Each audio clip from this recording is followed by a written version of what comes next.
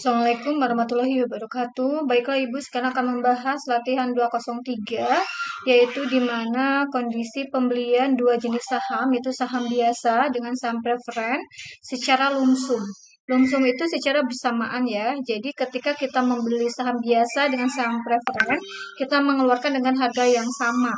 Nah, di sini diketahui Chicago Inc. menerbitkan 500 lembar saham biasa dengan nilai nominal $10 dan 100 lembar saham preferen dengan nilai nominal $100 secara lumsum. Artinya, ketika perusahaan itu membeli 500 lembar saham biasa dan 100 lembar saham preferen, dia beli totalnya dengan harga 100.000.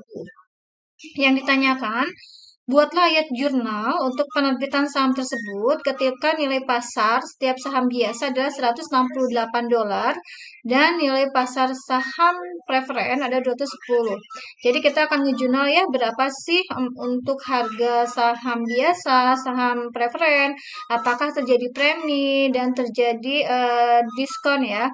Nah, kalau kasus seperti ini, ya, langkah yang pertama, kita akan mengalokasikan dulu ya, berapa nilai pasar untuk saham biasa dan berapa untuk nilai pasar saham preferennya sendiri gitu ya. Nah, oke, pertama kita akan menghitung dulu yang dinamakan namanya future value ya, atau nilai pasar ya. Future value itu nilai pasar, future value untuk saham biasa. Saham biasa kita bisa namakan namanya ordinary share ya, ordinary share. Nah, kemudian kita juga akan menghitung berapa future value untuk saham preferen atau preference share. Oke, preference share. Preference share ya. Nah, di sini kita akan hitungnya future value-nya sendiri, yaitu kalau untuk saham ordinary berarti kita lihat dari nilai pasar ya. Dari nilai pasarnya, bentar di sini future value di sini ya. Future value nilai pasarnya yang poin A itu 168.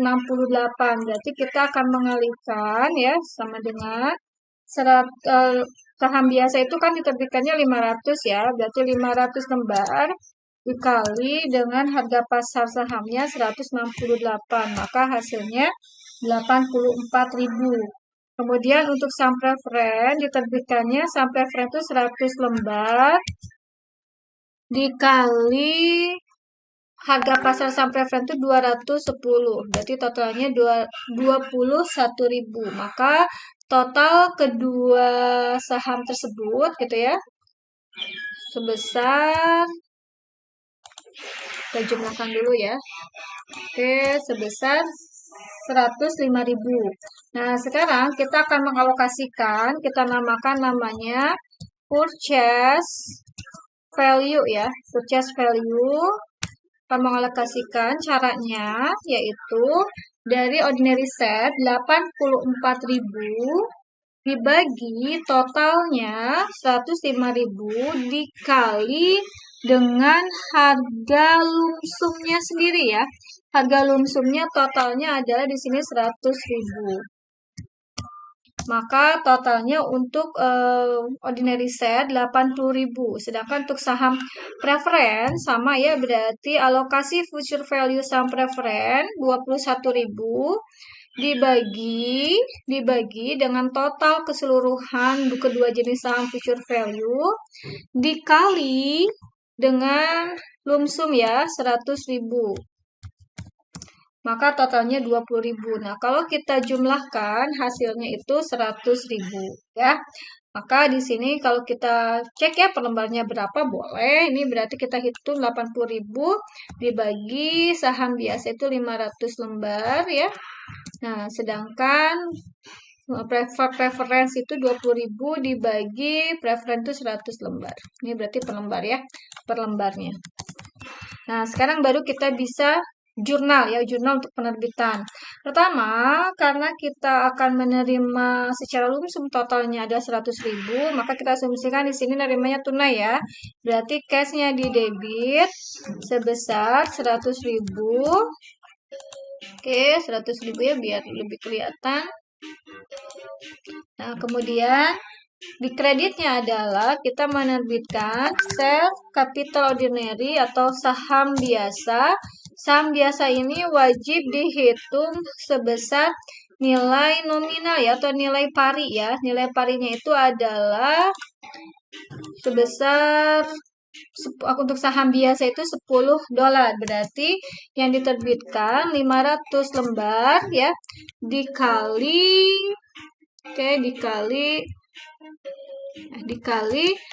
nilai nominalnya $10 ya. Berarti totalnya adalah 500 dikali 10.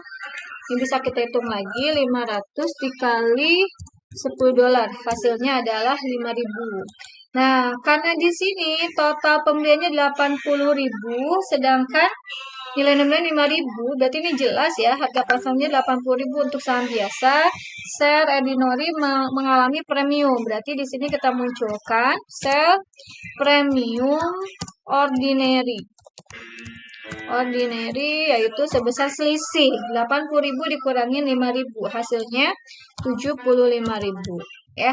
Kemudian kita akan menerbitkan juga share capital modal dari saham preference ya. Dan preference juga harus sebesar nilai nominal. Yang diterbitkannya tadi 100 lembar ya. Oke, 100 lembar di sini dikali nilai nominal saham preference adalah $100. Berarti di sini kita hitung sama dengan 100 lembar dikali $100. Berarti untuk preference itu 10.000 ya nilai nominalnya. Nah, maka preference dia akan mengalami total pasarnya kan 20.000 ya, nilai nominalnya 10.000 sama dengan saham biasa. Berarti dia mengalami juga premium, share premium preference ya. Preference yaitu sebesar selisih 20.000 dikurangi 10.000, hasilnya 10.000. Nah, seperti ini jurnal kalau misalkan pembelian secara lumsum. Kalau kita totalkan harus balance ya antara debit dan kredit. Debit 100.000, berarti kreditnya kalau ini kita jumlahkan juga 100.000. Oke, sekarang yang poin B yang akan kita kerjakan. Yang poin B di sini diketahui penerbitan saham hanya nilai pasar saham biasa aja yang diketahui. Sedangkan berarti kita akan hitung ya. Nah, sama halnya dengan yang poin A, berarti kita berawal dari nilai lumsum. Total keseluruhan kedua jenis saham kita beli 100.000. Kita terima 100.000 ya. Oke. Kemudian kita hitung dulu yang sudah diketahui untuk saham atau untuk alokasi saham biasa atau ordinary share. Kita hitung berarti totalnya itu kan tadi ordinary itu 500 lembar ya.